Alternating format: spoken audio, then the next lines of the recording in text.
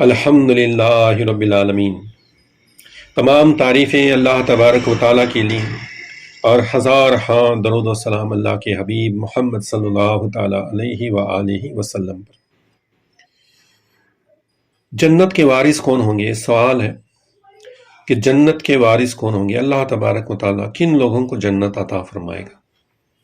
اگر یہ سوال ہمارے دل میں بھی اٹھتا ہے اور ہم اس سوال کے جواب کے لیے نکل پڑتے ہیں تو ہمارے سامنے جو سب سے بہترین جواب دینے والا کہ جس کے جواب پر ہمیں پورا بھروسہ، پورا یقین ہو، اور پھر اس کے جواب کے بعد کسی اور سے پوچھنے کی حاجت باقی نہ رہے، ایسا تو صرف اللہ تبارک و تعالیٰ ہے، کیونکہ وہی خود ہمیں جنت عطا فرمانے والا ہے۔ تو اگر وہی جواب دے تو پھر ہمیں کسی اور سے پوچھنے کی کوئی حاجت نہیں رہتی۔ تو خود اللہ تبارک و تعالیٰ اپنے کلام قرآن مجید میں پارہ نمبر 18 سورہ مومین میں آیت نمبر 1 سے 11 تک ارشاد فرماتا ہے کہ میں ایسے لوگوں کو جنت کا وارث بناؤں گا کہ جن لوگوں میں یہ خصلتیں ہوں گی۔ وہ کیا ہے؟ تو آؤ ہم قرآن مجید سے ترجمہ پڑھتے ہیں۔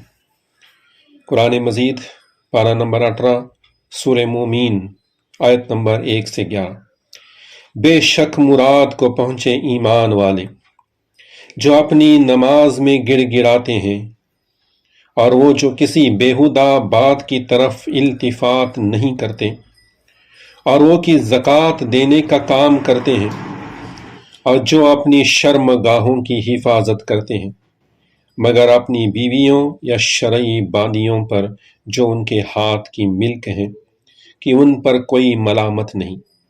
تو جو ان دو کے سوا کچھ اور چاہے وہی حد سے بڑھنے والے، اور وہ جو اپنی امانتوں اور اپنے عہد کی رعایت کرتے ہیں، اور وہ جو اپنی نمازوں کی نگہبانی کرتے ہیں، یہی لوگ وارث ہیں کہ فردوس کی میراث پائیں گے اور وہ اس میں ہمیشہ رہیں گے۔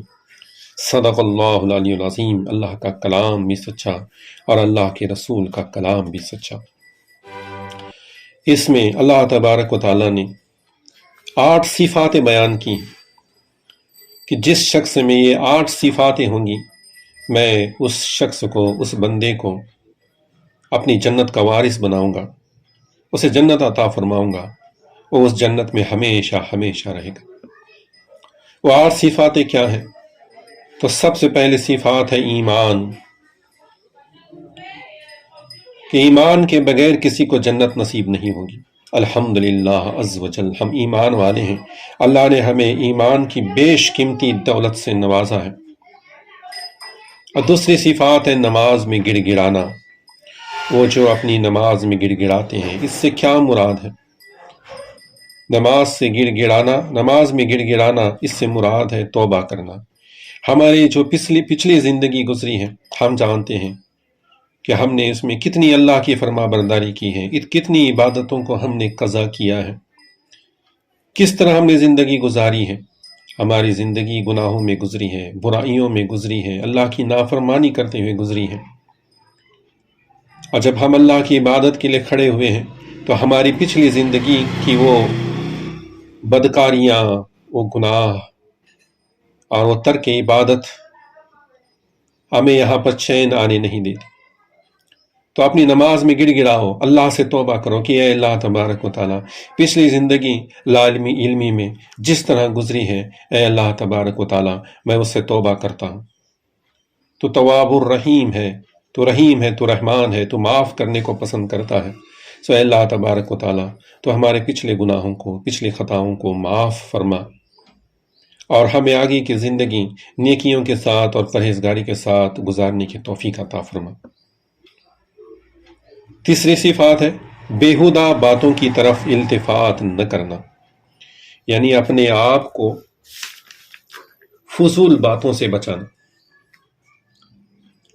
اگر ہم اپنے آپ کو فضول باتوں سے، بیجا باتوں سے، جو باتیں ہمارے لیے ضروری نہیں ہیں، ان میں الجھنے سے اپنے آپ کو بچائیں گے تو ہمارے پاس بہت سارا وقت باقی رہ جاتا ہے، اور اس وقت کو ہم اللہ کو راضی کرنے کے لیے، اپنے لیے آخرت کا ذخیرہ جمع کرنے کے لیے، اپنے آپ کو دین کے علم سے آراستہ کرنے کے لیے، اپنے آپ کو دنیا اور آخرت کی بھلائی حاصل کرنے کے لیے اس کا استعمال کر سکتے ہیں۔ ہم خود جانتے ہیں کہ ہمارا بہت سارا وقت فضول باتوں میں خرچ ہو رہا ہے، صرف ہو رہا ہے، جس وجہ سے ہمارے وقت کی برکتیں اٹھ گئی ہیں۔ ہمارا دن کب شروع ہوتا ہے، کب ختم ہوتا ہے، ہمیں پتہ نہیں چلتا۔ ہم بیہودہ باتوں میں، فضول باتوں میں اپنے آپ کو الجھا رکھا ہے۔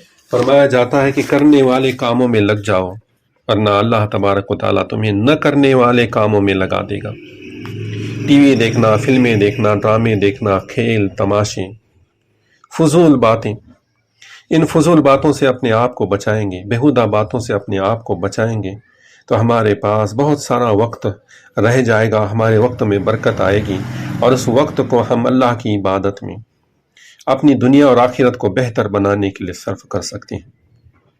تو یہ صفات جو اپنے آپ کو فضول باتوں سے بچانا بیش قیمتی صفات ہے، اس کے لیے بتایا گیا کہ قناعت اختیار کرو، کم کھانا کھاؤ، کم بولو، کم سونا، کم سننا، ان باتوں پر اگر عمل کرو گے تو تمہارا دل اور دماغ کو کم وسوسے آئیں گے، کم خیالاتوں میں الجھے گا، اور فراغت کے ساتھ تم اللہ تبارک و تعالیٰ کی عبادت میں، اس کی فرما برداری میں لگ جاؤ گے، اور اپنے لیے دنیا اور آخرت کو بہتر بنا سکو گے۔ چوتھی صفات ہے زکوٰۃ کا دینا۔ اس سے شرعی زکوٰۃ بھی مراد ہے کہ جو زکوٰۃ ہم پر بنتی ہے اس زکوٰۃ کو ادا کریں۔ جب ہم زکوٰۃ ادا کرتے ہیں تو ہم کیا کرتے ہیں کہ اپنی مال کی جو محبت ہمارے دلوں میں ہے اس محبت کو دور کرتے ہیں۔ یہی اصل ہے، ہمارے دلوں میں بس اللہ اور اللہ کے رسول کی محبت ہونی چاہیے، لیکن ہم بشر ہیں، بشری تقاضا ہے، ہمیں اپنے بیوی بچوں سے محبت، اپنے ماں باپ سے محبت، اپنے بھائی بہن سے محبت، اپنے کاروبار، اپنی تجارت، اپنے معاملات سے محبت ہوتی ہے۔ تو ان تمام محبتوں کو دل سے نکالنا ہے، اور دل سے نکال کر دل کو خالی کرنا ہے، تاکہ اس دل میں اللہ اور اس کے رسول کی محبت آ جائے۔ اس لیے زکوٰۃ کا دینا، شرعی زکوٰۃ بھی مراد ہے، اور اپنی محبتوں کو ترک کر دینا یہ بھی اس زکوٰۃ میں شامل ہوتا ہے۔ بہرحال اللہ تبارک و تعالی ہمیں اس کی توفیق عطا فرمائے۔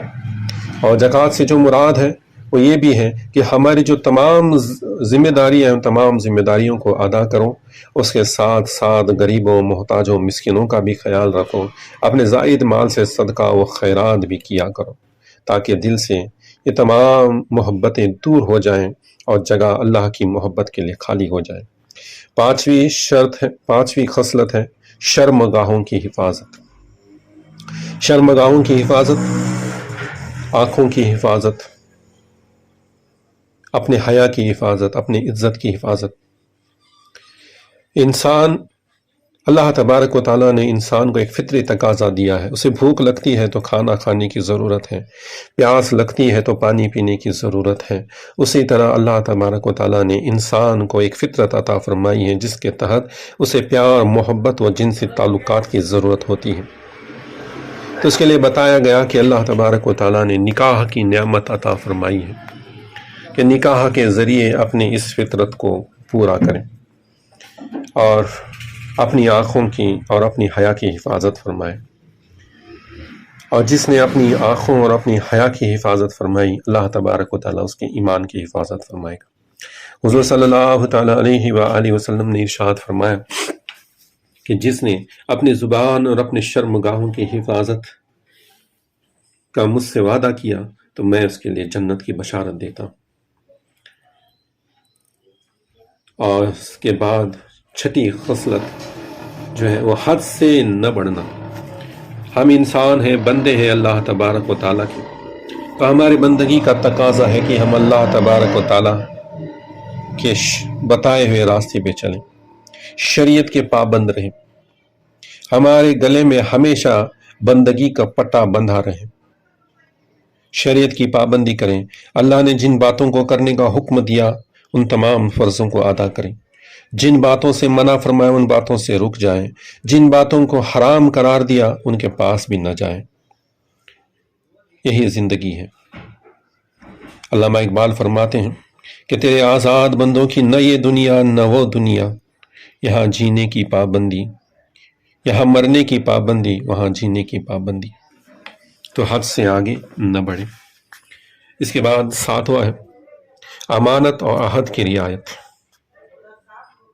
یعنی اللہ تبارک و تعالیٰ نے ہمیں انسان بنا کر بھیجا ہے تو ہمیں ایمانداری کے ساتھ، امانت داری کے ساتھ، سچائی کے ساتھ اپنی زندگی گزارنی ہے۔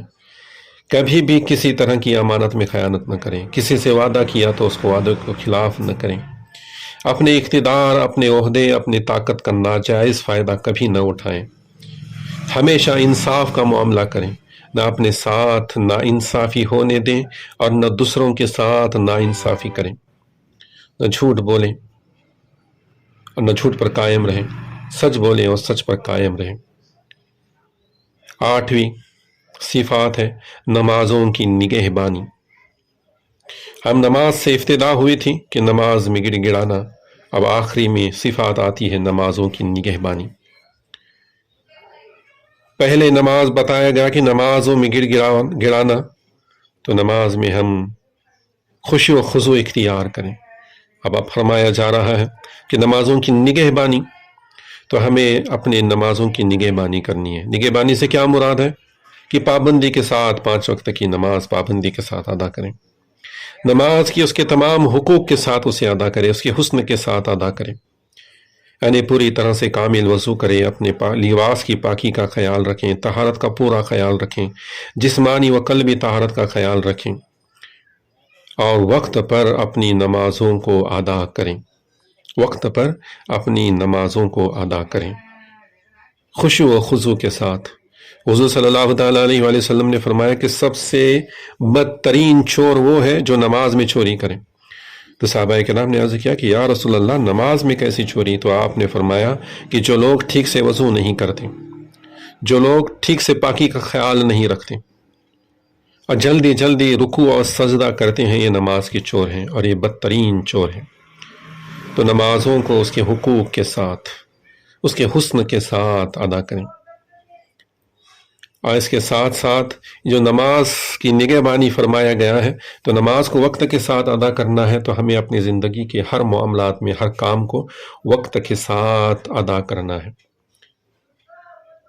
وقت کے ساتھ ادا کرنا ہے، اور اس کی تو تمام ذمہ داریوں کے ساتھ ہر کام کو نبھانا ہے، محنت کرنا ہے، تکلیفیں، رکاوٹیں، صدمے، غم، پریشانیوں پر صبر کرتے ہوئے اپنے تمام فرضوں کی ادائیگی پر استقامت کے ساتھ قائم رہنا ہے۔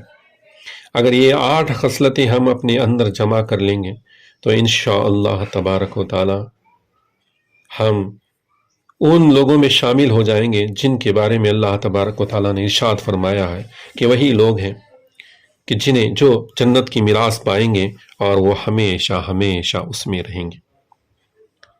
تو سورہ مومین کی آیت نمبر 1 سے 11 کا مطالعہ کرنے کے بعد جو باتیں سامنے آئی میں نے آپ کے سامنے بیان کر دی، تو جان لو کہ ہم دین اسلام کے ماننے والے ہیں۔